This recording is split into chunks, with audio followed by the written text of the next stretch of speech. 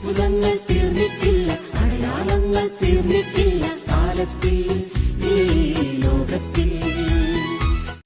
എൻ്റെ പേര് ക്രിസ. ഞാൻ പാലക്കാട് കത്തീഡ്രൽ ഇടവക അംഗമാണ്. എൻ്റെ ഡിഗ്രി സമയത്തുണ്ടായ 1-2 അനുഭവങ്ങൾ പറയാനാണ് ഞാനിവിടെ നിൽക്കുന്നത്. എനിക്ക് ഡിഗ്രിയുടെ സെക്കൻഡ് സെമസ്റ്റർ തൊട്ടിട്ട് എപ്പോഴും പരീക്ഷാ സമയമാകുമ്പോൾ എന്തെങ്കിലും തരത്തിലുള്ള ശാരീരിക അസ്വസ്ഥ്യം വരും. എനിക്ക് പഠിക്കാൻ പറ്റാത്തൊരവസ്ഥയായിരുന്നു. മിക്കവാറും തലകറക്കം, ഛർദി, വയറുവേദന, വയറിളക്കം അങ്ങനെയായിരുന്നു.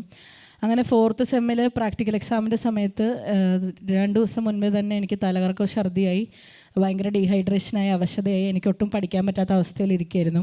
അങ്ങനെ പരീക്ഷയുടെ തലേ ദിവസമായപ്പോൾ വയറിളക്കം കൂടി തുടങ്ങി. എനിക്ക് പിറ്റേ ദിവസം പരീക്ഷ എഴുതാൻ പറ്റില്ല എന്ന് ഞാൻ വിചാരിച്ചിരിക്കുകയായിരുന്നു. അങ്ങനെ ഇരിക്കുന്ന സമയത്ത് എൻ്റെ മനസ്സിലിങ്ങനെ ഒരു വൈകുന്നേരം സമയമായപ്പോൾ തോന്നി വിശുദ്ധ പാട്രിക്കിൻ്റെ മാർച്ചട്ട സംരക്ഷണ പ്രാർത്ഥന ചൊല്ലി പ്രാർത്ഥിക്കാമെന്ന്.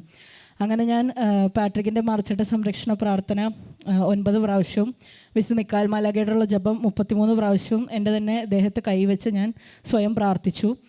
അതിൻ്റെ ഫലമായിട്ട് പ്രാർത്ഥന കഴിഞ്ഞ് കുറച്ച് സമയമാകുമ്പോഴേക്കും എനിക്ക് ഒരു 3-4 മണിക്കൂർ ഇരുന്ന് പഠിക്കാൻ പറ്റി.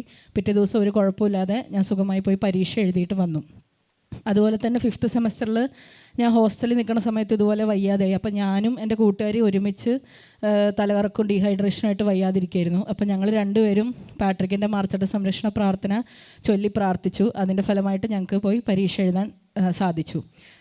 9 പ്രാവശ്യം 9 പ്രാവശ്യം ചൊല്ലി പ്രാർത്ഥിച്ചു. കൂട്ടുകാരിയും പ്രാർത്ഥിക്കാൻ തുടങ്ങി. അതിനുശേഷം പരീക്ഷ എഴുതാൻ തടസ്സമില്ലാതെ പരീക്ഷ എഴുതാൻ കൃപ നൽകി. അതുപോലെ തന്നെ അമ്മേനെയും കൊണ്ട് ഇതുപോലെ കോഴിക്കോട് ട്രീറ്റ്മെൻറ്റിന് പോയ സമയത്ത് ആദ്യത്തെ ദിവസത്തെ ട്രീറ്റ്മെൻറ്റ് കഴിഞ്ഞ് അവിടെ ഞങ്ങളൊരു വീട് എടുത്ത് നിൽക്കുകയായിരുന്നു. അപ്പോൾ നിൽക്കുന്ന സമയത്ത് രാത്രി ഒരു 11 മണിയോടുകൂടി അമ്മയ്ക്ക് ഭയങ്കര കഴുത്തുവേദനയായി. അങ്ങനെ അതിശക്തമായ കഴുത്തുവേദന കാരണം ഞങ്ങൾ ഹോസ്പിറ്റലിൽ പോകാമെന്ന് വെച്ച് ആംബുലൻസ് വിളിക്കാൻ ശ്രമിച്ചു. പക്ഷേ ഞങ്ങൾക്ക് ആംബുലൻസ് ഒന്നും കിട്ടിയില്ല. അവിടെ ഭയങ്കര മഴയും കാറ്റൊക്കെ ആയിരുന്നു.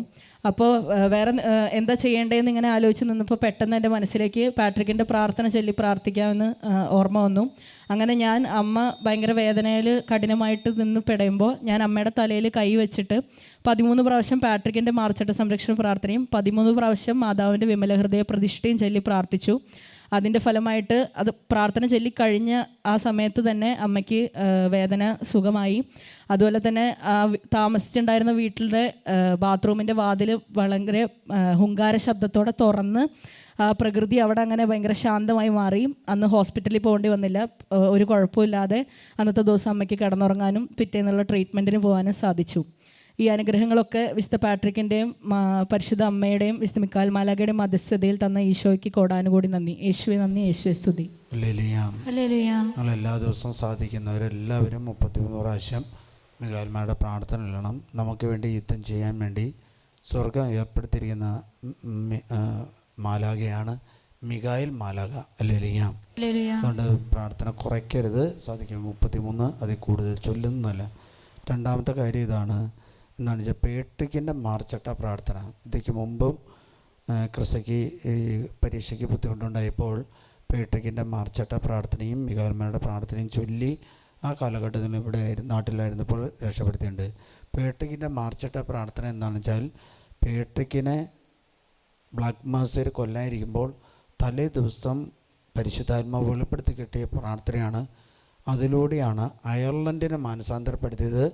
അയർലൻഡിൽ ഇന്നില്ലാത്ത ഇതാണ് ഇഴജന്തുക്കളെ വിലക്കാനായിട്ട് അധികാരം അതിലൂടെ കിട്ടി. ഒരു ദേശത്തിൻ്റെ മേലുള്ള ആഭിചാര പ്രവൃത്തികളെ വിലക്കാനുള്ള ഒരു ശക്തിയാണ് ഈ പേട്രിക്കിൻ്റെ മാർച്ചട്ടയിലൂടെ പേട്രിക്കിന് വെച്ചിട്ട്. മൂന്നാമത്തെ കാര്യം ഇതാണ്, വിമലഹൃദയ പ്രതിഷ്ഠ ചൊല്ലി പ്രാർത്ഥിച്ചു.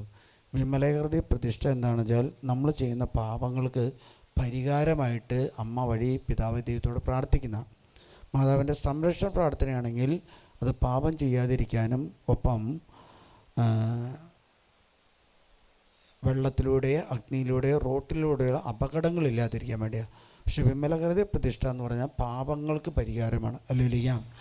ഈ 3 പ്രാർത്ഥനകളിലൂടെയാണ് ഈ 3 സൗഖ്യങ്ങളും ഈ ക്രിസയ്ക്കും ക്രിസയുടെ കൂട്ടുകാരിക്കും അമ്മയ്ക്കും കിട്ടിയത്. മൂന്നാമത്തെ കാര്യം ഇതാണ്, രോഗം വന്നിട്ട് ആംബുലൻസ് വിളിച്ചിട്ട് കിട്ടിയില്ല. പക്ഷെ പ്രാർത്ഥന വഴിയായിട്ട് ആ രോഗം സൗഖ്യപ്പെടാനായിട്ട് ഇടവന്നു. ഹല്ലേലൂയ.